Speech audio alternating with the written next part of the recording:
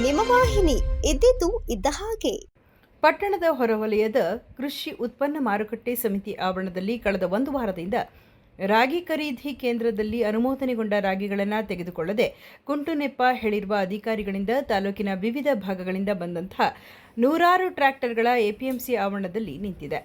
ರೈತರು ತಮ್ಮ ರಾಗಿಯನ್ನು ಯಾವಾಗ ತೆಗೆದುಕೊಳ್ಳುತ್ತಾರೆ ಎಂದು ಬಕಪಕ್ಷಿಯಂತೆ ಕಾದು ಕುಳಿತು ಸಾಕಾಗಿ ಕೃಷಿ ಸಚಿವ ಎನ್ ಚಲುವರಾಯಸ್ವಾಮಿ, ತಾಲೂಕು ದಂಡಾಧಿಕಾರಿಗಳು, ಎಪಿಎಂಸಿ ಅಧಿಕಾರಿಗಳು ಮತ್ತು ರಾಗಿ ಖರೀದಿ ಕೇಂದ್ರದ ಅಧಿಕಾರಿಗಳಿಗೆ ಧಿಕ್ಕಾರ ಕೂಗಿ ಸಾಂಕೇತಿಕ ಪ್ರತಿಭಟನೆ ನಡೆಸಿದರು.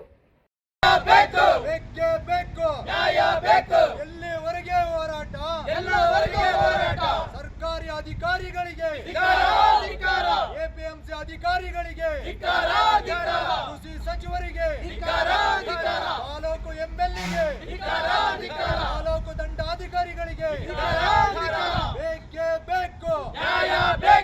ಎಪಿಎಂಸಿ ಕೊಡದ ಅಧಿಕಾರಿಗಳಿಗೆ, ಗೋಡನ್ ಕೊಡದ ಅಧಿಕಾರಿಗಳಿಗೆ, ರಾಗಿ ಖರೀದಿ ಮಾಡದೆ ಸತ್ತರಿಸುತ್ತಿರುವ ಅಧಿಕಾರಿಗಳಿಗೆ.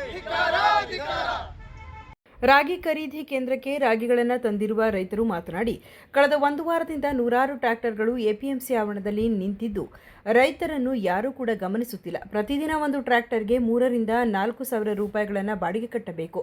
ಖರೀದಿ ಮಾಡಿದ ರಾಗಿಗಳನ್ನು ತುಂಬಲು ಎಪಿಎಂಸಿ ಆವರಣದಲ್ಲಿ 10 ಗೋಡನ್ಗಳಿದ್ದರೂ ಕೂಡ ಕಡುಭ್ರಷ್ಟ ಅಧಿಕಾರಿಗಳು ರೈತರಿಗೆ ತೊಂದರೆ ಕೊಡುವ ಉದ್ದೇಶದಿಂದ ಬೇಜವಾಬ್ದಾರಿಯಿಂದ ನಡೆದುಕೊಳ್ಳುತ್ತಿದ್ದಾರೆ ಎಂದು ಆಕ್ರೋಶ ವ್ಯಕ್ತಪಡಿಸಿದರು. ಎಲ್ಲ ಯಾರು ಸಿಗ್ತಾನೆ, ಕೈಗೆ ಸಿಗ್ತಲ್ವಲ್ಲ, ಸಿಗ್ತಾನೆ ಇಲ್ಲ. ನೆನ್ನೆ ಬಂದಿದೆ, ಇವತ್ತು ಬಂದಿದೆ. ಸೂಪರ್ವೈಸರ್ ಅಂತಾರೆ, ಅವನು ಇಲ್ಲ, ಬುಕ್ತನ ನಂಬರು ಇಲ್ಲ, ಇದು ಇಲ್ಲ, ಫೋನ್ ನಂಬರು ತೋರ್ಸೋದೇ ಇಲ್ಲ. ಫೋನ್ ನಂಬರ್ ಮಾಡ್ತೀವಿ, ಫೋನ್ ನಂಬರ್ ಮಾಡಿ ರಾಗಿ ತರ್ತೀವಿ ಅಂತಾರೆ, ಮಾಡೇ ಇಲ್ಲ. ನಾವು ಭಾನುವಾರ ದಿನ ಬೆಳಿಗ್ಗೆ ಬಂದಿರೋ ಗಾಡಿ ಇಲ್ಲೇ ನಿಲ್ಸಿದ್ವಿ. ಅಷ್ಟರಿಂದ ಬಾಡಿಗೆ ಏನು ಕೊಡಬೇಕು, ನಾವು ರೈತರು ಏನಾಗಬೇಕು, ಮಳೆ ಬಂದರೆ ಏನಾಗಬೇಕು ಹೇಳಿ. ಇದ್ರ ಬಗ್ಗೆ ಕಾಳಜಿ ಯಾರು ತಗೊಳ್ಳ ಮಾಡಿದ್ರೆ ಹೆಂಗೆ ಮಾಡಬೇಕು ನಾವು ರೈತರುಗಳು ಹೇಳಿ. ರಾಗಿ ಗಾಡಿಗಳು ದಿವಸ ಬಾಡಿಗೆ ಎಷ್ಟಾಯ್ತದೆ ಒಂದು ದಿವಸಕ್ಕೆ? 6 ದಿನದಿಂದ ಗಾಡಿ ನಿಂತವೆ ಅಂತಂದ್ರೆ ಬಾಡಿಗೆ ಎಷ್ಟಾಗ್ಬೋದು ಮಾತಾಡಿ ಹೋಗ್ಲಿ ನೀವೇ.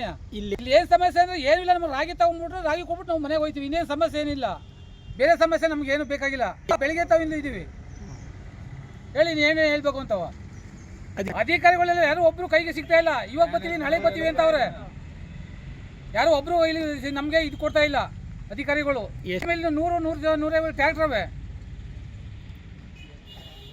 4 ದಿನ ಆಗೈತೆ, ಅನ್ಲೋಡು ಮಾಡ್ತಾ ಇಲ್ಲ ಇವರು, ರಾಗಿನೂ ತಗೋತಾ ಇಲ್ಲ. ಬರೀ ಲಾರಿ ಬಂದಿಲ್ಲ ಅಂತ ಬರೀ ಸುಳ್ಳು ಮಾಹಿತಿನೇ ಕೊಡ್ತಾವ್ರೆ. ಏನೇ ಬಂದರೆ ಯಾರೇ ಫೋನ್ ಮಾಡಿದ್ರು ರೆಸ್ಪಾನ್ಸ್ ಅಂತೂ ಮಾಡ್ತಾ ಇಲ್ಲ. ಸ್ಟಾಲು ಕೊಡ್ತಾ ಇಲ್ಲ ಇವರು. ಮೂಟೆಗಳೆಲ್ಲನೂ ಮಳೆಯಲ್ಲಿ ನೆನೆಯಾಗಿ ಬಿಟ್ಟಿದ್ದಾರೆ. ಅದರಿಂದ ನಮ್ಮನ್ನ ರೈತರು ನೆನೆಲಿ, ಇಲ್ಲಿ ಎಲ್ಲರೂ ಇಲ್ಲೇ ಇರಲಿ ಅಂತ ಬಿಟ್ಟವ್ರೆ. ನಮ್ಮನ್ನ ಹೋಗಿ ಗೋಲ್ಡನ್ ಕೇಳಿದ್ರೆ ಅವರು ಕಾಂಟ್ರಾಕ್ಟ್ದವರು ಹೇಳ್ತಾರೆ, ನಾನು ಕಾಂಟ್ರಾಕ್ಟ್ ಮಾಡಿಸಿದ್ದೀನಿ ಕಣಪ್ಪ, ರೋಡ್ ಕಿತ್ತೋಯ್ತದೆ ಅಂತ ಯಾವನು ಭರವಸೆ ಕೊಡ್ತಲ್ಲ. ಅವ್ರಿಗೆ ಟ್ಯಾಂಕರ್ ಗಾಡಿಗಳು ಓಡಾಡ್ತಾ ಇದ್ದಾವೆ. ನಮ್ಮ 3 ಟನ್ನು ಇಲ್ಲ, 30 ಚೀಲ ಇಲ್ಲ ರಾಗಿ ಹೊಡಿತೀವಿ ಅಂದ್ರು ರೆಸ್ಪಾನ್ಸ್ ಕೊಡ್ತಾ ಇಲ್ಲ ಅವರು. ಮೂಲ ರೈತ ಸಂಘಟನೆ ಅಧ್ಯಕ್ಷ ಸುರೇಶ್ ಮಾತನಾಡಿ, ಅಧಿಕಾರಿಗಳಿಗೆ ರೈತರ ಕಷ್ಟಗಳು ಅರ್ಥವಾಗುವುದಿಲ್ಲ. ಎಪಿಎಂಸಿ ಆವರಣದಲ್ಲಿ ಇರುವಂತಹ ರಾಗಿ ಖರೀದಿ ಕೇಂದ್ರವು ಸಾಕಷ್ಟು ಅವ್ಯವಸ್ಥೆಗಳಿಂದ ಕೂಡಿದೆ. ಕಳೆದ ಒಂದು ವಾರದಿಂದ ನೂರಾರು ಟ್ರ್ಯಾಕ್ಟರ್ಗಳು ಸ್ಥಳದಲ್ಲಿ ನಿಂತಿದ್ದು ಕಿಂಚಿತ್ತೂ ರೈತರ ಬಗ್ಗೆ ಕನಿಕರ ತೋರದೆ ದುರಾಂಕಾರದ ವರ್ತನೆಯನ್ನು ಅಧಿಕಾರಿಗಳು ತೋರಿದ್ದಾರೆ.